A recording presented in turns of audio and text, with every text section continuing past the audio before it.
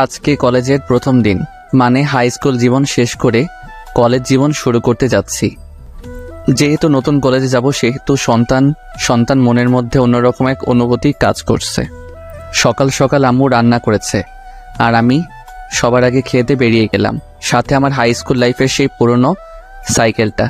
আব্বু বলেছিল বাইকের কথা, কিন্তু আমার আবার এইসব দিকে তেমন আকর্ষণ নেই। আমি আব্বুকে বলেছিলাম, আব্বু, আমার এখন বাইক লাগবে না, তুই বরং সেই টাকা দিয়ে অন্য কোনো কাজ করো। আমি সাইকেল নিয়েই খুব ভালোভাবে কলেজ করতে পারবো। আসলে সাইকেলের সাথে আমার প্রেম হয়ে গেছে। এতদিনের পুরনো বন্ধু ছাড়তে ইচ্ছে করে না, তাই সাইকেল নিয়েই কলেজ করব ঠিক করি। কলেজের উদ্দেশ্যে বেরিয়ে গেলাম। বাসা থেকে কলেজে যেতে প্রায় 20 মিনিট সময় লাগে। একাই যাচ্ছিলাম, সাথে কেউ নেই। কলেজ গেট দিয়ে যখন ঢুকবো, ঠিক তখনই পেছন থেকে একটা গাড়ির হর্নের শব্দ। আমি যথেষ্ট সাইড দিয়েছি, কিন্তু এরপরেও হর্নের শব্দ যা খুব বিরক্তিকর লাগছিল। আমি সাইড না দিয়ে আবার রাস্তার মাঝখানে চলে গেলাম। তারপর যা হলো, গাড়িটা গিয়ে একটা গাছের সাথে ধাক্কা খেলো। গাড়ি থেকে একটা মেয়ে নামলো। মেয়েটা নেমে আমাকে উদ্দেশ্য করে বলল, আরে ওই ছোট লোকের বাচ্চা, তোর জন্য আমার এত দামি গাড়ির কি অবস্থা হলো তুই দেখেছিস? আমি মেয়েটির কথা শুনে থামলাম। বিনা অপরাধে মেয়েটা আমাকে এইভাবে গালিগালাজ করতে পারে না। আমি নেমে মেয়েটির কাছে চলে গেলাম। তারপর, আচ্ছা, আপনি কি আমাকে উদ্দেশ্য করে কিছু বলেছেন? তোকে উদ্দেশ্য করে বলি নাই চান্দু, ওই চাঁদ দেখছিস সেটাকে বলেছি। দিনের বেলায় চাঁদ আসবে কোথা থেকে? তো এখানে তুই ছাড়া আর কে আছে শুনি? আমি তোকেই বলেছি। আচ্ছা, আমি কি করেছি শুনি একটু। কি করিস নাই সেটা বল। ফকিরের বাচ্চা, দেখ তোর জন্য আমার নতুন গাড়ির কি অবস্থা হলো। দেখুন, আপনি আমাকে গালি দিচ্ছেন সেটা ঠিক আছে, কিন্তু আপনি আমার আব্বু আম্মুকে তুলে গালি দিচ্ছেন কেন? ইচ্ছা হয়েছে তাই দিচ্ছি। তুই কি করবি শুনি? আমি আপনার কি করব? আর শুনুন, আমি তো আপনার কোনো ক্ষতি করি নাই। আপনি ভালোভাবে ড্রাইভ করতে পারেন না, তাই এমন হয়েছে। হয় চুপ, তুই কি আমার ড্রাইভ করা শিখাবি নাকি শুনি? আমি বেশ ভালোভাবেই গাড়ি চালাতে পারি, কিন্তু তোর জন্য এত কিছু। দেখুন, আমার জন্য কিছু হয়নি, ওকে?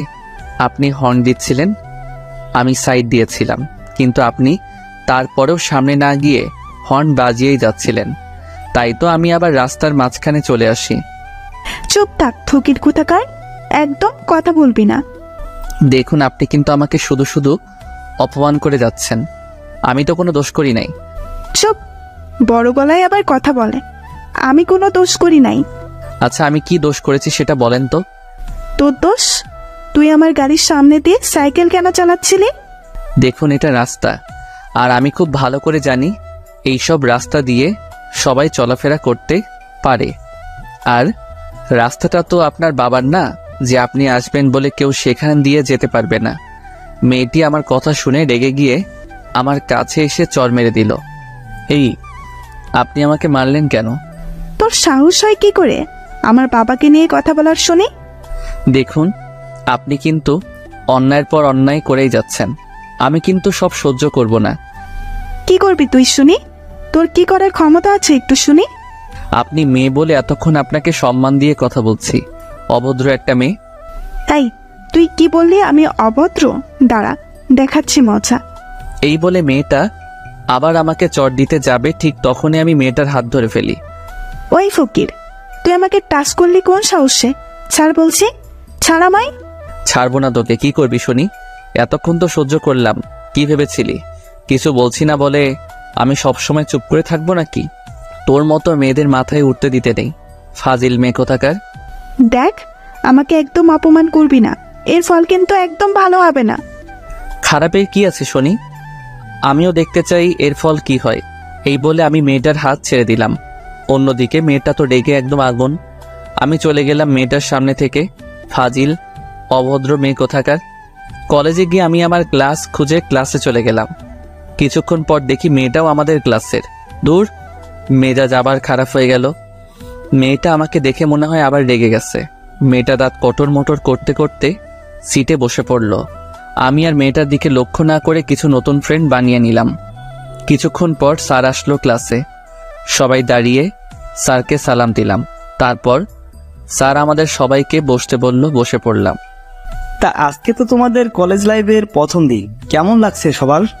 জি স্যার, অনেক ভালো লাগছে। আজকেও তোমাদের ক্লাস নেব না, সবার সাথে পরিচিত হব। এক এক করে সবাই পরিচয় দাও। আগে আমরা মানে ছেলেরা সবাই পরিচয় দিলাম, তারপর মেয়েদের পালা। একসময় সেই মেয়েটি নিজের পরিচয় দিল। মেয়েটির নাম তিশা। বাহ, বেশ সুন্দর নাম, কিন্তু নামের সাথে মেয়েটির কামের কোনো মিল নেই। একটা বদমেজাজি মেয়ে। মেয়েদের এত মেজাজ থাকা ভালো না।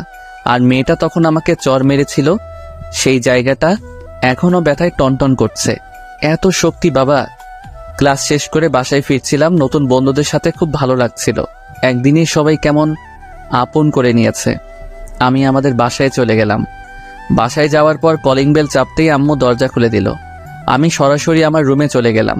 আসলে আমি আম্মুর কাছ থেকে লুকাতে চাইছিলাম যে আমার গালে কারো হাতের ছাপ আছে, সেটা আম্মু না দেখুক।